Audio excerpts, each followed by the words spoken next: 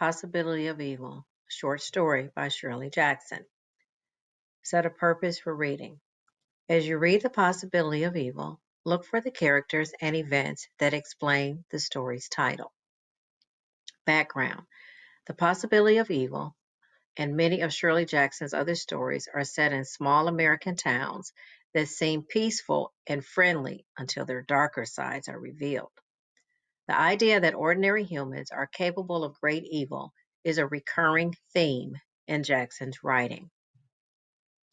Miss Adela Strangeworth stepped daintily along Main Street on her way to the grocery.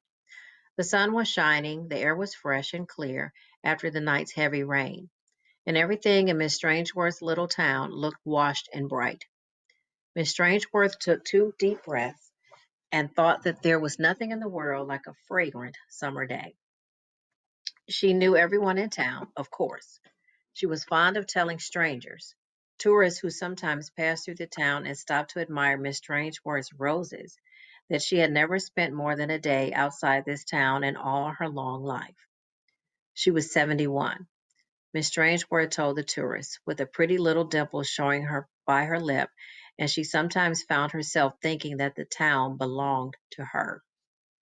My grandfather built the first house on Pleasant Street, she would say, opening her blue eyes wide with wonder of it.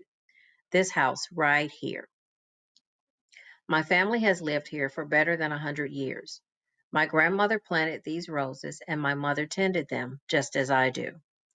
I've watched my town grow. I can remember when Mr. Lewis, Sr., opened the grocery store, and the year the river flooded out the shanties on the low road, and the excitement when some young folks wanted to move the park over to the space in front of where the new post office is today. They wanted to put up a statue of Ethan Allen. Miss Strangeworth would frown a little and sound stern. But it should have been a statue of my grandfather. There wouldn't have been a town here at all if it hadn't been for my grandfather and the lumber mill. Miss Strangeworth never gave away any of her roses, although the tourists often asked her.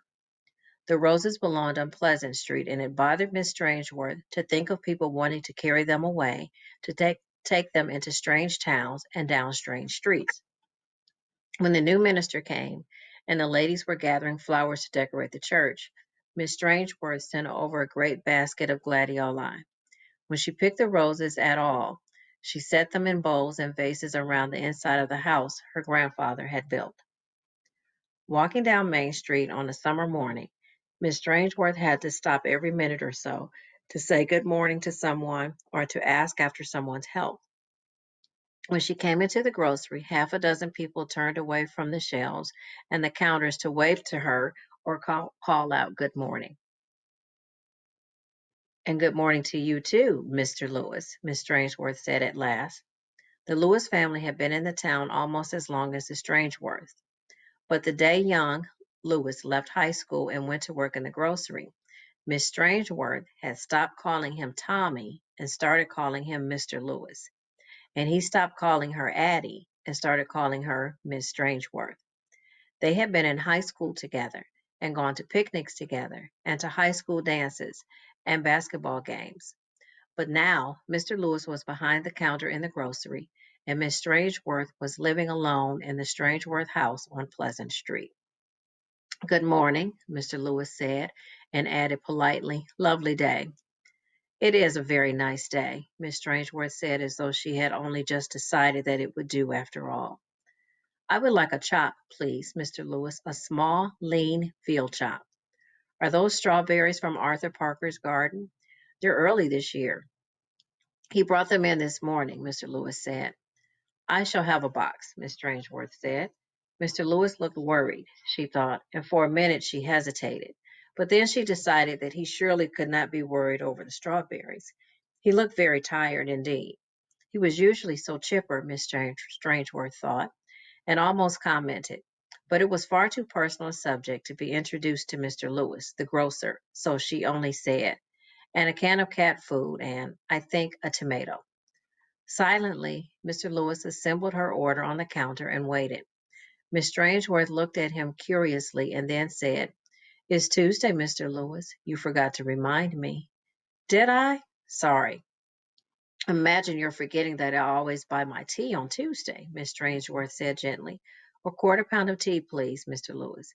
Is that all, Miss Strangeworth? Yes, thank you, Mr. Lewis. Such a lovely day, isn't it? Lovely, Mr. Lewis said.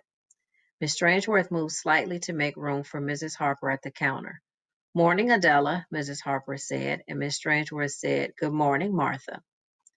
Lovely day, Mrs. Harper said, and Miss Strangeworth said, Yes, lovely. And Mr. Lewis, under Mrs. Harper's glance, nodded. Ran out of sugar for my cake frosting, Mrs. Harper explained. Her hand shook slightly as she opened her pocketbook. Miss Strangeworth wondered, glancing at her quickly, if she had been taking proper care of herself. Martha Harper was not as young as she used to be, Miss Strangeworth thought. She probably could use a good strong tonic.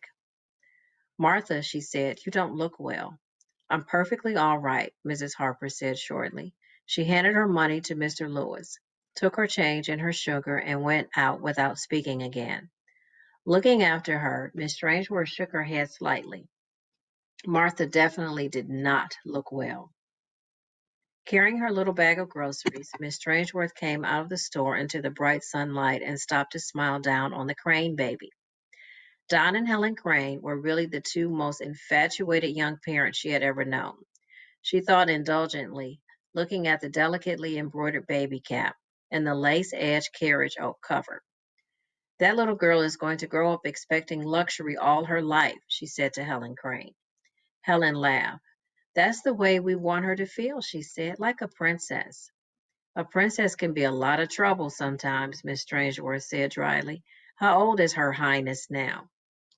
6 months next Tuesday, Helen Crane said, looking down with rapt wonder at her child. I've been worrying, though, about her. Don't you think she ought to move around more? Try to sit up, for instance? For plain and fancy worrying, Miss Strangeworth said, amused. Give me a new mother every time. She just seems slow, Helen Crane said. Nonsense. All babies are different. Some of them develop much more quickly than others. That's what my mother says, Helen Crane laughed, looking a little bit ashamed. I hope you've got young Don all upset about the fact that his daughter is already 6 months old and hasn't yet begun to learn to dance. I haven't mentioned it to him. I suppose she's just so precious that I worry about her all the time. Well, apologize to her right now, Miss Strangeworth said. She is probably worrying about why you keep jumping around all the time. Smiling to herself and shaking her old head, she went on down the sunny street, stopping once to ask little Billy Moore why he wasn't out riding in his daddy's shiny new car, and talking for a few minutes outside the library with Miss Chandler, the librarian, about the new novels to be ordered and paid for by the annual library appropriation. Miss Chandler seemed absent-minded and very much as though she were thinking about something else. Miss Strangeworth noticed that Miss Chandler had not taken much trouble with her hair that morning, and sighed. Miss Strangeworth hated sloppiness.